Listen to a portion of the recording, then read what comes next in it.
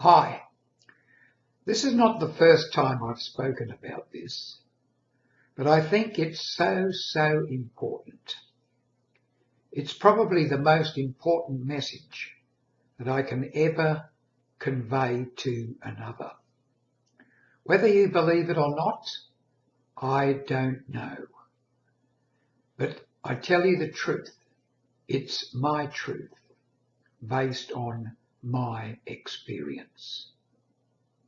I'd like to talk just a little here about the difference between belief and knowing. Belief and knowing.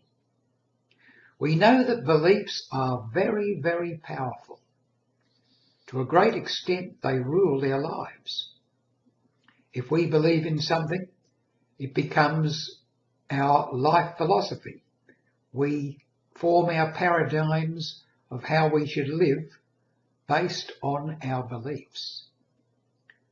But remember, beliefs are ideas.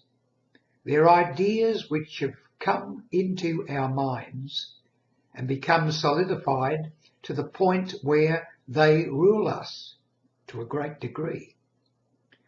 Beliefs can be so powerful that we can believe a certain person or a certain race is our enemy because we've been told by our siblings, by our parents, by our whole community that these people are our enemies. But still and all, these are simply, or maybe not so simply, our beliefs. And as I said, beliefs are very powerful. But they are not necessarily the truth. We often believe that they are the truth, but they're not. Our truth, our real truth, comes from experience, what we have experienced. This is why sometimes it's a shock to meet people who were formerly regarded as enemies. You meet a particular person in person, you find them friendly, helpful, and you think, wow, there's something wrong here. What's wrong with my beliefs? But as quickly as not, we go back to our beliefs. But knowing, as I said, is based on experience. What is my knowing? The most important knowing in my life came as a blessing, a gift, I guess you could say, right out of the blue.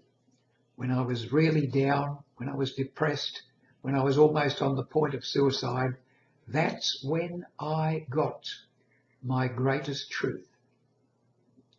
It's called an epiphany, when something far greater than the personality and the character you see yourself as is suddenly superseded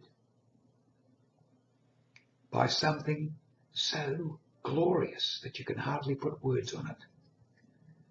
It happened to me, and at that time I realized, as I looked at myself, my little self, this Arthur Thomas Ware looking at himself in the mirror, I realized that I could look objectively at he and love him unconditionally.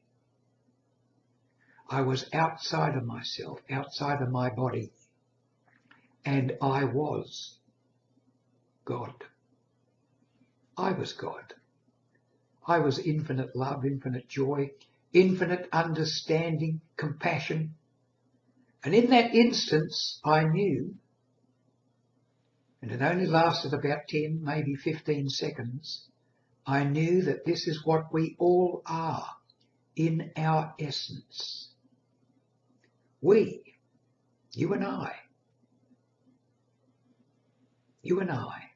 are God. We're God.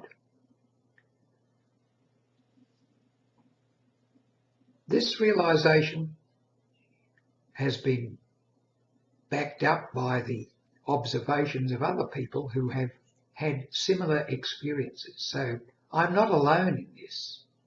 But when it happens, you feel very alone, because afterwards you feel, who can I tell?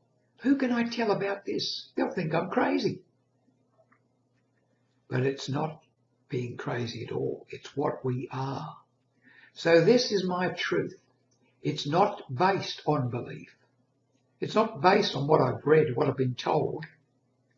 It's based on experience. I've felt it.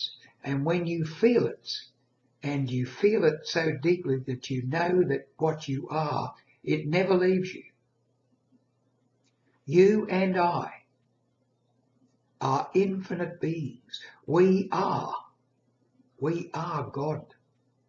I'm not asking you to believe it. Or maybe I am.